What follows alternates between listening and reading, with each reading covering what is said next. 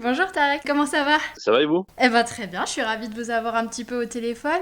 Vous étiez donc de passage, c'était le 1er septembre que vous êtes venu à Ludre près de Nancy pour présenter votre nouveau film, 3 jours max en avant-première. Alors on retrouve Ryan que vous interprétez, qui se lance dans une mission particulière.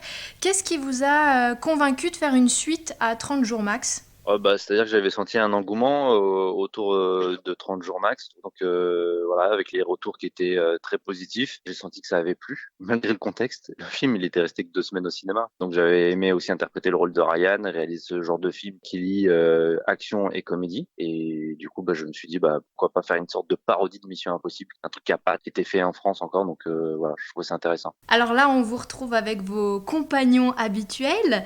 Faire un film entre potes, ça reste la bonne recette? C'est pas une recette pour nous.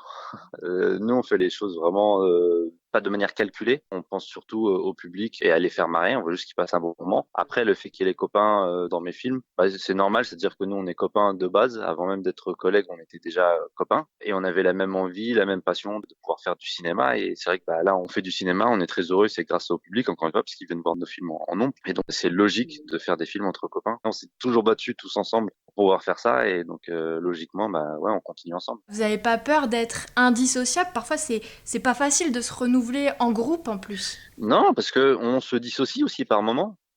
Moi, j'avais fait le film Menteur d'Olivier Barrault, qui était sorti l'année dernière, et pourtant il n'y avait pas les copains dans le film. C'est Olivier Barrault qui m'avait appelé pour faire le premier rôle dans ce film-là, et j'avais accepté de suite. Donc l'idée, voilà, c'est pas de s'enfermer non plus, hein. On fait nos films entre copains, la bande, mais en même temps, on a le droit d'aller faire des projets aussi chacun de notre côté.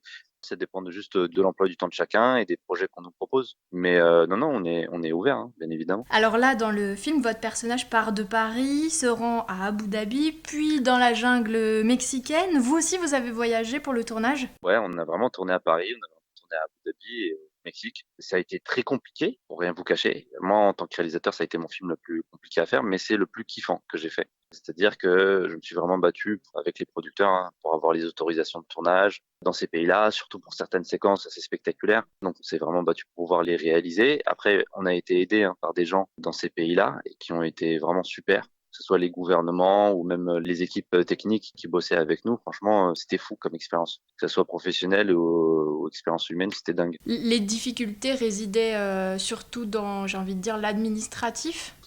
C'est ça, c'est-à-dire que je demandais quand même des trucs assez fous, comme grimper un building de plus de 350 mètres de haut. Forcément, déjà, ça se trouve pas facilement, et après, il faut avoir les autorisations, il faut avoir la sécurité. C'est tout un parcours du combattant pour pouvoir avoir les autorisations et faire cette séquence. Et ça, c'est une séquence parmi tant d'autres, hein, parce qu'il y en a eu plein où c'était très compliqué, mais vraiment, encore une fois, on a été soutenu par le gouvernement et par les équipes de prod là-bas et les équipes techniques et tout ça. Donc, je pense que sans eux, ça aurait pas été possible. Ouais, parce que vous le disiez, il y a quand même des séquences extraordinaires parce que vous faites toutes vos cascades, c'est ça? Je fais toutes mes cascades moi-même, ouais. Je suis content de les faire, pas juste pour mon kiff personnel, mais c'est aussi parce que, comme je dis, en fait, moi, je suis fan de Tom Cruise et quand je vois, en fait, qu'il fait ses cascades lui-même, moi, en tant que spectateur, je trouve que ça rajoute vraiment un truc en plus, c'est plus immersif et c'est plus fascinant. Et même, je suis fan de Belmondo et quand je voyais qu'il faisait ses cascades lui-même, moi, je trouvais ça fou, en fait. C'est quelque chose de rare et je trouve que ça amplifie le film. Et donc, je voulais faire un peu pareil à mon échelle. Donc, c'est pour ça que j'ai fait toutes mes cascades moi-même. Il n'y a aucune cascade où je suis doublé par un cascadeur. Je fais tout moi-même. Quelle est la cascade alors la plus difficile ou la plus marquante pour vous?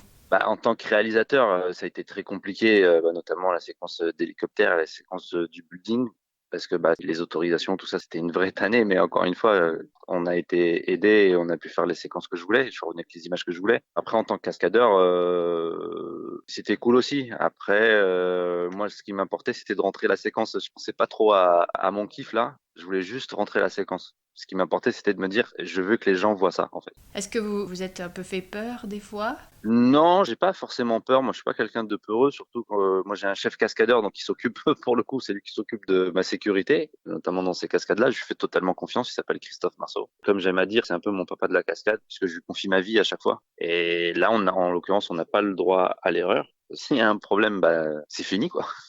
Et du coup, je lui fais totalement confiance et ça s'est très bien passé. Vous êtes un peu guidé alors là par chef cascadeur, mais est-ce qu'à côté ou en amont vous vous êtes préparé aussi pour les cascades? Non, faut juste être en forme physiquement. C'est vrai qu'après, moi, je fais beaucoup de sport, je fais de la musculation, je fais de la boxe, ça me permet de me maintenir en forme. Et je pense que c'est important pouvoir faire des séquences de cascades comme celle-là. Il y a énormément de références cinéma aussi dans le film. Alors, il y a des films très célèbres, certains un peu plus confidentiels, je crois. Est-ce que vous Ouais. pouvez nous en parler, nous donner quelques exemples? Ah bah il y a Tekken qu'on voit d'ailleurs dans la bande-annonce. Il y a du Mission Impossible, il y a du Indiana Jones, il y a du Rambo, mais c'est un peu plus difficile à trouver. Il y a du Forrest Gump, pareil, c'est compliqué à trouver. Il y a Fast and Furious, il y a Baby Driver, il y a un hommage à Belmondo, il y a le jeu de la dame, enfin, il y en a plein, plein, plein. Faudrait que je m'amuse à tous les compter. On retrouve aussi un peu tous les codes du cinéma d'action. On pourrait le voir comme un film d'études. Ça met vraiment en avant aussi le travail du réalisateur de films d'action. Bah, c'est très flatteur, merci beaucoup. Franchement, c'est presque touchant, même ce que vous dites, c'est touchant. Et c'est vrai que moi, j'aime bien les films, les gros blockbusters américains, j'aime le spectacle et le spectaculaire. Et je trouvais ça intéressant de pouvoir faire une comédie spectaculaire, justement. C'est vraiment ce terme-là que j'aime, c'est comédie spectaculaire. Parce que l'idée principale, c'est de bien évidemment faire rire les gens. Mais si en plus on peut avoir un côté spectaculaire et divertissant, je trouve que c'est un très beau mariage. Et comme moi, je suis fan de gros blockbusters, etc., je me disais, mais c'est cool, ces gros blockbusters, c'est fascinant et tout. Mais si on pouvait rajouter un peu de comédie là-dedans, est-ce que ça ferait pas un double effet qui se coule? On sent vraiment dans le film que vous êtes un fan de cinéma de manière générale et de cinéma d'action. Donc du coup la question, votre film préféré, vos films préférés, parce que j'imagine que c'est trop difficile d'en choisir qu'un seul. Ah ouais, c'est trop difficile d'en choisir qu'un.